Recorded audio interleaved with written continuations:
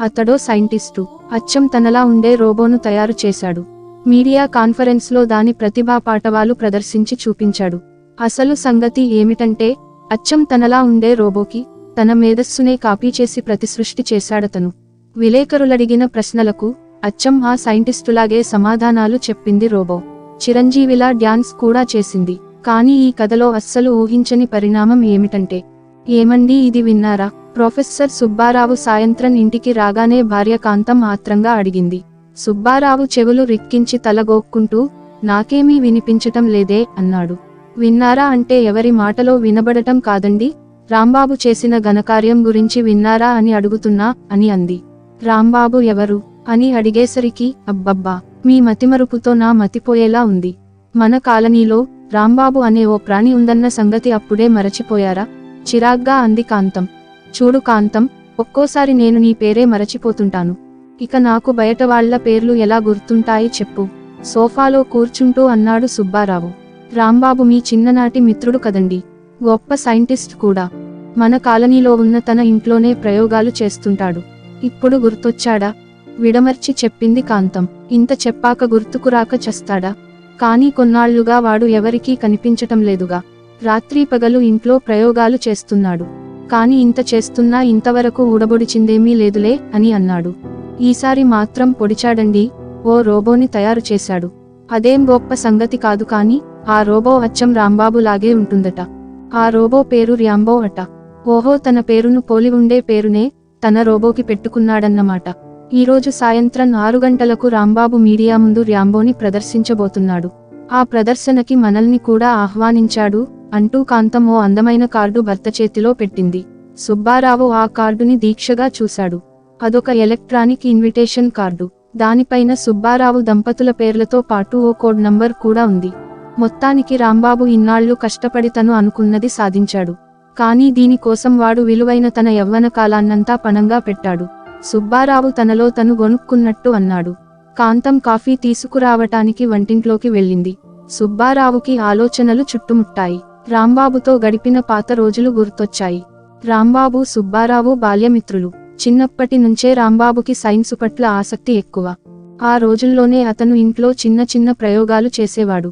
తాను ఇబ్బంది పడుతూ ఇంట్లో వాళ్లని ఇబ్బంది పెట్టేవాడు. అప్పట్లో రాంబాబు ఇంట్లో కూలర్ లేదు. కాని రాంబాబు తన సైన్సు పరిజ్ఞానంతో టేబుల్ ఫ్యాన్నే కూలర్గా మార్చేశాడు. దానికోసం ఫ్యాన్ వెనుక నీటితో తడిపిన ఓ పాత దిండు వెళ్లాడదీశాడు. ఆ నీటిని పీల్చటం వల్ల ఫ్యాను చల్లగాలిని విసిరేది. కానీ కాసేపట్లోనే దిండులోని తడి ఆరిపోయేది. అలా తడి ఆరిపోకుండా అతను దిండుపైన కొన్ని నీటి సీసాలు అమర్చాడు. ఆ సీసాలకు చిన్న చిన్న రంధ్రాలు చేసి నీటి చుక్కలు నిరంతరం దిండుపై పడేలా చేశాడు. దాంతో చాలాసేపటి వరకు ఫ్యాను నుండి చల్లగాలి విసిరేది. రాంబాబు తయారు చేసిన ఈ కూలర్ని స్నేహితులమైన తామంతా వింతగా చూసేవారు. కాని దురదృష్టవశాత్తు ఓ రోజు సీసాలోని నీరు మొత్తం ఫ్యానుపై పడటంతో దాని మోటార్ కాలిపోయింది. దాంతో ఇంట్లో వాళ్లు రాంబాబుని చెడామడా తిట్టారు. అయినా రాంబాబు నిరాశపడలేదు. తన ప్రయోగాలు ఆపలేదు. కాదేదీ ప్రయోగాలకనర్హం అనుకుంటూ తనకు అందుబాటులో ఉన్న పరికరాలతోనే ప్రయోగాలు చేయసాగాడు. Cycle, dynamo, water heater, battery cell, భూతద్దం, బెలూన్, చివరికి కొవ్వొత్తితో కూడా ప్రయోగాలు చేసేవాడు. ఓసారి ఆవిరితో నడిచే చిన్న పడవ తయారు చేశాడు. రేకుతో తయారు చేసిన ఆ పడవ పైన ఓ కొవ్వొత్తి వెలిగించి దాని వేడికి పుట్టే ఆవిరి శక్తితో పడవ నీటిలో నడిచేలా చేశాడు. ఇక బజారులో దొరికే వివిధ రసాయనాలతో కూడా ప్రయోగాలు చేసేవాడు. ఓసారి ఇలాంటి ఓ ప్రయోగ సమయంలో చిన్నపేలుడు లాంటిది సంభవించింది. అదృష్టవశాత్తు రాంబాబుకేమీ కాలేదు. హైస్కూల్లో చదివేటప్పుడు రాంబాబు ప్రతిభ గుర్తించిన సైన్స్ టీచర్లు అతన్ని బాగా ప్రోత్సహించారు. దాంతో ఇనుమడించిన ఉత్సాహంతో అతను తన ప్రయోగాల్ని కొనసాగించాడు. సుబ్బారావు, రాంబాబు ఇద్దరూ 10వ తరగతి వరకు ఒకే స్కూల్లో చదువుకున్నారు. ఇంటర్ తర్వాత ఇద్దరి దారులు వేరయ్యాయి. సుబ్బారావు పీజీ చదివి హిస్టరీలో పీహెచ్డీ చేశాడు. రాంబాబు ఎంటెక్ తర్వాత రోబోటిక్ సైన్స్లో పీహెచ్డీ చేశాడు. ఇద్దరి చదువులు వేరైనా ప్రతి వీకెండ్కి ఇద్దరూ కలుసుకుని కాసేపు సరదాగా గడిపేవారు. ఆ సమయంలో రాంబాబు తన భావి ప్రయోగాల గురించే ఎక్కువగా మాట్లాడేవాడు. ఓసారి మాటల మధ్య సుబ్బారావుతో అన్నాడు, ఒరేయ్ సుబ్బు, అప్పుడెప్పుడో విశ్వామిత్రుడు సృష్టికి ప్రతిసృష్టి చేశాడట. ఇప్పుడు టెక్నాలజీ సాయంతో నేను కూడా ఆ పని చేస్తా. దానికి మనలాగే ప్రేమానురాగాలు, కోపతాపాలు, ఈర్ష్యాద్వేషాలు, హాస్యచతురత వంటి మానవ లక్షణాలు ఉంటాయి. మొత్తానికి 100% మనిషిలా ప్రవర్తించే రోబోని సృష్టించడమే నా జీవిత ధ్యేయం అని అన్నాడు. రాంబాబు అభిప్రాయంతో సుబ్బారావు ఆశ్చర్యపోయాడు. అలా చేయటం అసాధ్యం. ప్రకృతితో చెలగాటమాడిన వారికి ఎదురుదెబ్బలు తప్పవని ప్రపంచ చరిత్ర చెబుతోంది అన్నాడు. నువ్వు చదివిన చరిత్రపై నీకెంత నమ్మకముందో నేను చదివిన సైన్సుపై నాకంతే నమ్మకం ఉంది. సైన్సులో ఏదీ అసాధ్యం కాదు. ఏదో ఒకరోజు నేను చెప్పింది చేసి చూపిస్తా. కావాలంటే నాతో పందెం కట్టుకో. నేను ఓడిపోతే నీ ముందు సాగిలపడి నా ముక్కుని నేలపై రాస్తా. ఒకవేళ నువ్వు ఓడిపోతే అదే పని నువ్వు చేయాలి ఆవేశంగా అన్నాడు రాంబాబు. సరే, నువ్వెలాగూ ఓడిపోతావ్. నీ ముక్కుని భద్రంగా పెట్టుకో నవ్వుతూ అన్నాడు సుబ్బారావు. చదువు పూర్తయ్యాక సుబ్బారావుకి సెంట్రల్ యూనివర్సిటీలో హిస్టరీ ప్రొఫెసర్గా ఉద్యోగం వచ్చింది. రాంబాబుకి జపాన్లో రోబోల్ని తయారు చేసే ఓ ప్రముఖ కంపెనీలో ఉద్యోగం దొరికింది. రాంబాబు ఓ 4 ఏళ్లు బాగా డబ్బు సంపాదించాక ఉద్యోగం మానేసి ఇండియాకి తిరిగొచ్చాడు. ఇక్కడే స్వంతంగా పరిశోధనలు మొదలెట్టాడు. పెళ్లి చేసుకుని సుబ్బారావు ఉన్న కాలనీలోనే ఓ ఇల్లు తీసుకుని కాపురం పెట్టాడు. పెళ్లి తర్వాత కూడా ప్రయోగాల పిచ్చి అతన్ని వదల్లేదు. రంభలాంటి భార్య ఇంట్లో ఉన్న ప్రయోగశాలలోనే ఎక్కువ కాలం గడిపేవాడు. దాంతో 4-5 ఏళ్లు గడిచినా రాంబాబుకి పిల్లలు పుట్టలేదు. దేవుడిచ్చే బిడ్డల కన్నా తను సృష్టించాలనుకున్న రోబో మీదే దృష్టి పెట్టడం వల్ల అతనికి సంతాన ప్రాప్తి కలగలేదు. ఈలోగా సుబ్బారావు 2 పిల్లల తండ్రి అయ్యాడు. రాంబాబు తన ఇంటినే ప్రయోగశాలగా మార్చేసి రాత్రింబగళ్ళు ప్రయోగాలు చేయసాగాడు. చివరికి ఎలాగైతేనేం తను అనుకున్నది సాధించాడు. సరిగ్గా సాయంత్రం 7 గంటలకు సుబ్బారావు దంపతులు రాంబాబు ఇంటి ముందున్నారు. కాంపౌండ్ వాల్ గేటు మూసి ఉంది. గేటు మీద కుక్క ఉన్నది జాగ్రత్త అనే బోర్డు కనిపించింది. కానీ కుక్క కనబడలేదు. అయితే పిట్టగోడ మీద పొడవాటి నాలుక బయటికి చాపిన కుక్క విగ్రహం ఉంది. సుబ్బారావు గేటు తెరవబోయాడు. కాని అతను గేటు తాకగానే ఆ కుక్క విగ్రహం నోట్లోంచి పెద్దగా బౌబౌ అనే శబ్దం వినిపించింది. సుబ్బారావు దంపతులు ఉలిక్కిపడ్డారు. సుబ్బారావు భయపడి గేటు మీద చెయ్యి తీసేశాడు. అతనలా చేయగానే కుక్క విగ్రహం మొరగటం ఆపేసింది. వెంటనే దాని నోట్లోంచి మాటలు వినిపించాయి. గేటు తెచ్చుకోవాలంటే ఇన్విటేషన్ కార్డుని నా నాలుకపై రాయండి అని అంది. సుబ్బారావుకి ఆశ్చర్యం కలిగింది. అతను వెంటనే జేబులోంచి ఇన్విటేషన్ కార్డు తీసి కుక్క విగ్రహం నాలుకపై రాశాడు. అప్పుడు గేటు దానికదే తెరచుకుంది. సుబ్బారావు దంపతులు లోపలికెళ్లగానే గేటు ఆటోమేటిక్గా మూసుకుంది. ఈ వెధవ గేటులోనే ఇంత టెక్నాలజీ ఉపయోగించాడంటే లోపల ఇంకెంత హంగామా చేశాడో భార్యతో అన్నాడు సుబ్బారావు. వాళ్ళిద్దరూ పెరట్లోంచి ఇంటి ముఖద్వారం దగ్గరకు చేరుకున్నారు. ముఖద్వారం పక్కనే పంజరంలో ఓ అందమైన చిలక ఉంది. సుబ్బారావు ముఖద్వారాన్ని సమీపించగానే ఆ చిలక రెక్కలు టపటపలాడిస్తూ సుబ్బారావు వచ్చాడు అని అరిచింది. అది చూసి కాంతం ఆశ్చర్యపోయింది. ఏమండి, ఈ చిలక్కి మీ పేరెలా తెలుసు అనడిగింది. సుబ్బారావు చిలకని పరిశీలనగా చూశాడు. పిచ్చిదానా, ఇది నిజం చిలక కాదు. కుక్కలాగే ఇది కూడా ఎలక్ట్రానిక్ పరికరం. కుక్క నాలుకపై నా ఇన్విటేషన్ కార్డు రాయగానే నా వివరాలు ఇక్కడ కూడా రికార్డ్ అయినట్టున్నాయి. ఇదంతా మనోడి టెక్నాలజీ మహిమ అన్నాడు సుబ్బారావు. మొత్తానికి మీ ఫ్రెండ్ ఇల్లు మాయాబజార్లా ఉందండి అబ్బురపడుతూ అంది కాంతం. ముఖద్వారం మూసి ఉంది. సుబ్బారావు కాంతం ఆ ముఖద్వారాన్ని సమీపించగానే దానంతటా అదే తెరుచుకుంది. ఇద్దరూ లోపలికి అడుగుపెట్టగానే రాంబాబు ఎదురొచ్చి వారిని సాదరంగా ఆహ్వానించాడు. రండి రండి, మీరు 1 నిమిషం 49 సెకండ్లు ఆలస్యంగా వచ్చారు అన్నాడు. అతను తలపై హెల్మెట్ను పోలిన టోపీ ధరించి ఉండటం చూసి సుబ్బారావు ఆశ్చర్యపోయాడు. హాలు మొత్తం మీడియాకి సంబంధించిన విలేకరులతో నిండిపోయి ఉంది. అందరి చేతుల్లో కెమెరాలున్నాయి. సుబ్బారావు దంపతుల్ని ముందు వరుస కుర్చీల్లో కూర్చోబెట్టాడు రాంబాబు. రోబో ఎక్కడుందా అని సుబ్బారావు అటూ ఇటూ చూశాడు. కాని అది హాల్లో కనపడలేదు. అయితే హాల్లో ఓ చోట తెరకట్టి ఉంచారు. బహుశా ఆ రోబో తెర వెనుక ఉండొచ్చు అనుకున్నాడు. అంతలో రాంబాబు అందర్నీ ఆహ్వానిస్తున్నట్టుగా, డియర్ ఫ్రెండ్స్, త్వరలో ర్యాంబో షో మొదలవుతుంది. ఆలోగా అందరూ కాఫీ తాగి సేదదీరండి అన్నాడు. కాని ఆ హాలులో ఒక్క నౌకరు కూడా లేడు. కాఫీ ఎవరు తెస్తారో సుబ్బారావుకి అర్థం కాలేదు. అంతలోనే ఏదో గిరగిర తిరుగుతున్న చప్పుడు వినిపించి తలెత్తి చూశాడు. వంటింట్లోంచి గాలిలో ఎగురుకుంటూ హాల్లోకి వస్తున్న కొన్ని డ్రోన్లు కనిపించాయి. గాలిలో ఎగురుతున్న ప్రతి డ్రోనుకి ట్రే వేళ్లాడుతోంది. ఆ ట్రేలో పొగలు కక్కుతున్న కాఫీ కప్పులున్నాయి. ఆ డ్రోన్లు అతిథులు ముందు గాలిలో నిలబడ్డాయి. అందరూ కాఫీ కప్పులు అందుకున్న తర్వాత అవి వచ్చిన దారిలోనే వెనక్కి వెళ్లిపోయాయి. రాంబాబు తప్ప అందరూ కాఫీ తాగారు. తర్వాత రాంబాబు అందరి ముందుకు వచ్చి చెప్పటం మొదలెట్టాడు. డియర్ ఫ్రెండ్స్, ఇప్పుడు నేను తయారు చేసిన రోబో మీ ముందుకొస్తుంది. దీని పేరు ర్యాంబో. పేరులాగే దీని రూపం కూడా నన్నే పోలి ఉంటుంది. రూపంలోనే కాదు, ర్యాంబో మేధస్సు కూడా నాదే. సాంకేతికంగా అభివృద్ధి చేసిన నా మేధోరూపాన్ని దీనికి అమర్చాను. అంటే దీని మేధస్సు నా మేధస్సుకి కార్బన్ కాపీ అన్నమాట. మేధస్సు నాదే కాబట్టి దానికి నా ఆలోచనలే ఉంటాయి. నా అభిరుచులు, నా తెలివితేటలు, నా జ్ఞాపకాలే ఉంటాయి. కాబట్టి మీరు నన్ను అడగాలనుకున్న ప్రశ్నలన్నీ దీన్ని అడగొచ్చు. అది నాలానే జవాబులు చెబుతుంది అన్నాడు. రాంబాబు మాటలు సుబ్బారావుకి నమ్మశక్యం కాలేదు. అతను చెప్పినదంతా అతిశయోక్తిగా అనిపించింది. రాంబాబు చప్పట్లు కొట్టగానే తెర పక్కకు జరిగింది. తెర వెనక కనిపించిన వ్యక్తిని చూసి అందరూ ఉలిక్కిపడ్డారు. ఎందుకంటే ఆ వ్యక్తి కూడా రాంబాబే. అంటే అచ్చం రాంబాబులా ఉన్న రోబో. ఆ ఇద్దరిలో ఎవరు రాంబాబో, ఎవరు ర్యాంబోనో పోల్చుకోలేనంతగా అచ్చుగుద్దినట్టు ఒకేలా ఉన్నారు. సుబ్బారావు దంపతులు ఇద్దరూ రాంబాబుల్ని మార్చి మార్చి చూడసాగారు. అందరి స్పందన చూసిన రాంబాబు విజయగర్వంతో నవ్వుతూ, మిస్టర్ ర్యాంబో, అతిథులకి నమస్కరించి నీ సీట్లో కూర్చో అని ఆదేశించాడు. ర్యాంబో బుద్ధిగా తలూపి చేతులు జోడించి అక్కడున్న వారందరికీ నమస్కరించింది. మెల్లగా నడుచుకుంటూ వచ్చి ఎదురుగా ఉన్న కుర్చీలో కూర్చుంది. దాని నడక అచ్చం మనిషి నడకలా ఉంది. ఇక మీరు ర్యాంబోని ప్రశ్నలు అడగవచ్చు అన్నాడు రాంబాబు. వెంటనే ఓ విలేకరి ఉత్సాహంగా ముందుకొచ్చి, రోబోగారు, మీ పేరేమిటన్నారు అనడిగాడు. ఇంకా ఏమీ అనలేదు, టక్కున జవాబిచ్చింది రోబో. అది విని అందరూ గొల్లున నవ్వారు. మనిషిని అడిగినట్టు యంత్రాన్ని ప్రశ్నలు అడగకూడదు.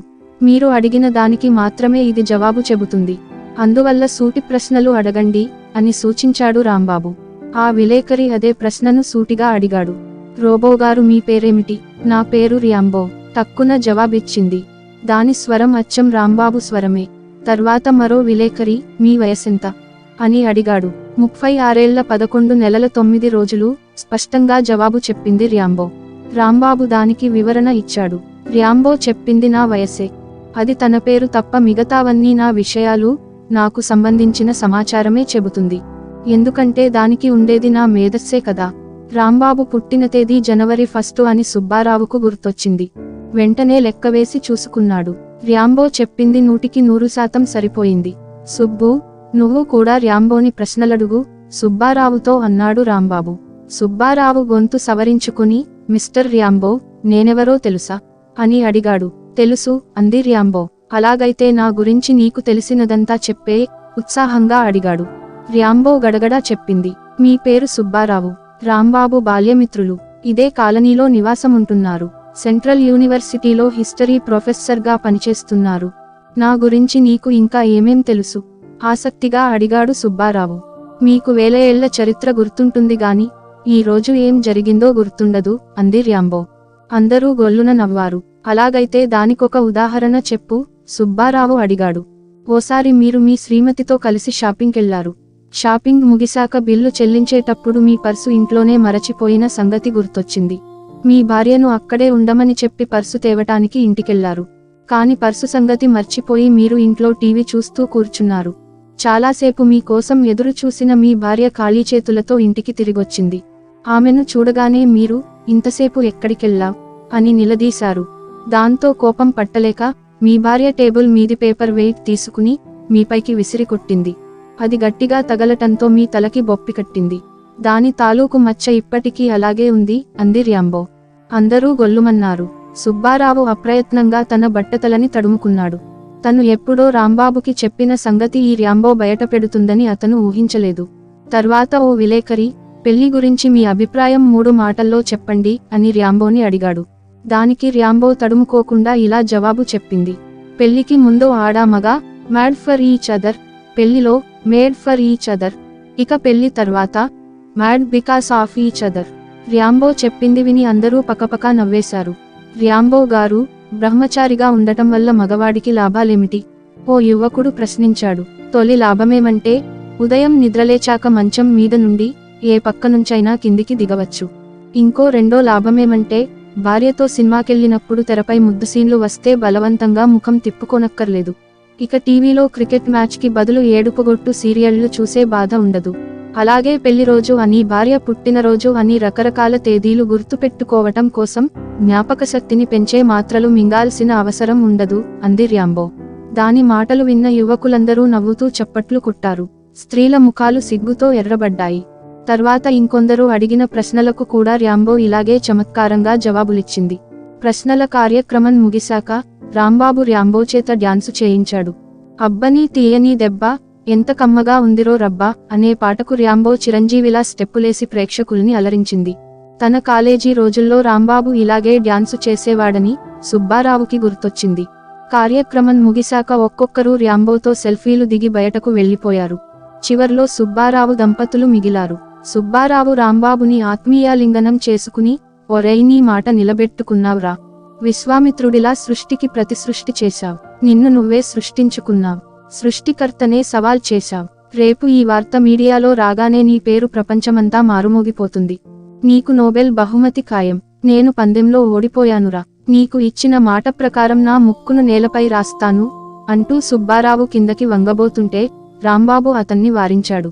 అంతలో సుబ్బారావు చెయ్యి తగిలి రాంబాబు నెత్తిమీద హెల్మెట్ దడాల్న కిందపడింది. సుబ్బారావు సారీ చెబుతూ హెల్మెట్ ఎత్తి రాంబాబు నెత్తిపై పెట్టాడు. రాంబాబు మౌనంగా ఉండిపోయాడు. మిత్రుడికి కోపం వచ్చిందనుకుని సుబ్బారావు రాంబాబుకి వీడ్కోలు చెప్పి భార్యతో కలిసి బయటికొచ్చాడు. అర్ధరాత్రి దాటాక సుబ్బారావు ఇంటి కాలింగ్ బెల్ మోగింది. సుబ్బారావు కళ్ళు నులుముకుంటూ తలుపు తెరిచాడు. ఎదురుగా రాంబాబుని చూసి అతని నిద్రమత్తు అంతా ఎగిరిపోయింది.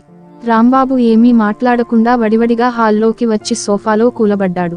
ఇదేమిట్రా, అర్ధరాత్రి పూట మా ఇంటికొచ్చావ్, అంతా క్షేమమే కదా?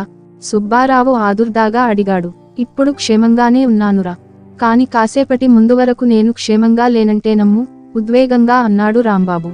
నీ మాటలు నాకు బొత్తిగా అర్థం కావటం లేదురా, తలగొక్కుంటూ అన్నాడు సుబ్బారావు. ఒరేయో సంగతి చెప్పు, ఈ రోజు సాయంత్రం మా ఇంట్లో నువ్వేం చూశావ్ అని రాంబాబు అడగగానే, నువ్వు ఏర్పాటు చేసిన ర్యాంబో షో చూశాను అని చెప్పాడు. తప్పు, నువ్వు చూసింది ర్యాంబో షో కాదు, రాంబాబు షో అని రాంబాబు సమాధానమిచ్చాడు. అది నువ్వు తయారు చేసిన రోబో ప్రదర్శనే కదరా, ఆ రోబో అడిగిన ప్రశ్నలన్నింటికీ జవాబులు కూడా ఇచ్చింది కదా అన్నాడు సుబ్బారావు. మీ ప్రశ్నలకు జవాబులిచ్చింది ర్యాంబో కాదు, రాంబాబు ఇచ్చాడు అంటే నేను ఏంటి, మా ప్రశ్నలకు జవాబులిచ్చింది నువ్వా? మరైతే ర్యాంబో ఎవరు అని సుబ్బారావు ఆశ్చర్యంగా అడిగేసరికి, నువ్వు రాంబాబు అనుకుంటున్న హెల్మెట్ మనిషే ర్యాంబో అని రాంబాబు అన్నాడు. రాంబాబు మాటలు అర్థం కాక సుబ్బారావు అసహనంగా జుట్టు పీక్కున్నాడు. అంతలో ఏదో గుర్తొచ్చి రాంబాబు వైపు ఎగాదిగా చూస్తూ, ఇంతకీ నువ్వు రాంబాబా లేక ర్యాంబోనా అనడిగాడు అనుమానంగా. నేను రాంబాబునేరా, ఇప్పుడే ఆ ర్యాంబోగాడి చెర నుండి తప్పించుకుని వస్తున్నాను. ర్యాంబోగాడు చెరపట్టడమేమిటిరా, సస్పెన్సుతో నన్ను చంపకు, జరిగిందేమిటో కాస్త వివరంగా చెప్పు అని సుబ్బారావు అసహనంగా పలికాడు. సరే చెబుతా విను. నేను ఎంతో కాలం కష్టపడి అచ్చం నాలాగా ఉండే ఒక రోబోని తయారు చేశాను. రూపంతో పాటు మేధస్సు కూడా నాదే ఉండాలని అచ్చం నా మేధస్సుని పోలిన సాఫ్ట్వేర్ని డెవలప్ చేసి ఆ రోబోలో ఇన్స్టాల్ చేశాను. రోబోని నియంత్రించటానికి రిమోట్లా పనిచేసే హెల్మెట్ తయారు చేశాను. దాన్ని ధరించగానే నా మేధస్సు రోబో మేధస్సుతో అనుసంధానమయ్యేది. అప్పుడు నా ఆలోచన శక్తితోనే రోబోని నియంత్రించేవాణ్ణి. ఇంకొన్ని పరీక్షల తర్వాత రోబోని అందరి ముందు ప్రదర్శించాలనుకున్నాను. కాని ఓ రోజు నా వల్ల చిన్న పొరపాటు జరిగింది. ఆ రోజు నేను పొరపాటున హెల్మెట్ని నా తలమీద పెట్టుకునే బదులు రోబో తలమీద పెట్టేశాను. అంతే, పరిస్థితి తారుమారైపోయింది. రోబో నా మేధస్సును తన నియంత్రణలోకి తీసుకుంది. దాంతో నా మెదడు మొద్దుబారిపోయింది. రోబో ఇచ్చే ఆదేశాలు పాటించడం తప్ప నాకు స్వంత ఆలోచన అంటూ లేకుండా పోయింది. దాంతో రోబో నన్ను తన ఇష్టమొచ్చినట్టు ఆడించసాగింది. చివరికి నా భార్యను కూడా బలవంతంగా లొంగదీసుకుంటుంది. నేను చేసినట్టే నా భార్యతో చేస్తుంది అని వివరంగా చెప్పాడు రాంబాబు. మిత్రుని మాటలకు సుబ్బారావు నిర్ఘాంతపోయాడు. మరైతే నువ్వా రోబోగాడి చెర నుంచి ఎలా తప్పించుకున్నావ్ అని అడిగాడు. దానికి కారణం నువ్వేరా, పొరపాటున నీ చెయ్యి తగిలి రోబో తలమీద ఉన్న హెల్మెట్ కింద పడింది కదా. బలంగా నేలను తాకటం వల్ల అందులో చిన్న సాంకేతిక లోపం ఏర్పడింది. దాని కారణంగా నా మెదడు నా నియంత్రణలోకి వచ్చింది. అయితే ర్యాంబో దాన్ని గ్రహించలేదు. ఆ సంగతి దానికి తెలిస్తే అది తనను తాను మరమ్మత్తు చేసుకుంటుందని నాకు తెలుసు. అందుకే ఆ సంగతి దానికి తెలియకుండా నేను జాగ్రత్త పడ్డాను. నేను దాని నియంత్రణలోనే ఉన్నట్టు నటించాను. ప్రతిరోజూ రాత్రి ఆ రోబో నా మెదుడికి నిద్రపొమ్మని ఆదేశమిచ్చి తనను తాను ఛార్జింగ్ చేసుకుంటుంది. ఈ రోజు కూడా అలాగే చేసింది. కాని దాని ఆదేశం నా మెదడుపై పనిచేయలేదు. అయినా నేను దాని ఆదేశాన్ని పాటిస్తూ నిద్రలోకి జారుకున్నట్టు నటించాను. తర్వాత రోబో తనను తాను ఛార్జింగ్ పెట్టుకున్నప్పుడు నేను నిశ్శబ్దంగా లేచి దాన్ని స్విచ్ ఆఫ్ చేశాను. తర్వాత దానిలో ఇన్స్టాల్ చేసిన సాఫ్ట్వేర్ని, అంటే నా కృత్రిమ మేధస్సుని శాశ్వతంగా నాశనం చేసేశాను. ఎన్నో ఏళ్లు కష్టపడి తయారు చేసిన ర్యాంబోని కొద్ది నిమిషాల్లోనే నాశనం చేసేశాను. ఇప్పుడది రోబో కాదు, ఓ ఇనుప తుక్కు మాత్రమే అని అన్నాడు రాంబాబు. సుబ్బారావు దీర్ఘంగా నిట్టూర్చి, మొత్తానికి నువ్వు సృష్టించుకున్న విపత్తును నువ్వే తొలగించుకున్నావన్న మాట. జరిగిందేదో జరిగిపోయింది. ఇప్పుడేం చేయదలుచుకున్నావ్? మరో రోబోని తయారు చేస్తావా అని అడిగాడు. నోనో, నాకీ ప్రాణం లేని రోబోలతో మొహమొత్తిందిరా. ఇక ప్రాణమున్న బిడ్డను పుట్టించాలని కోరికగా ఉంది. ఇక ప్రయోగాల జోలికి వెళ్ళను. నా భార్యతోనే ప్రయోగం చేసి దేవుడు ప్రసాదించే ఓ అందమైన బిడ్డకు తండ్రినవుతాను అని ఉద్వేగంగా చెప్పాడు రాంబాబు.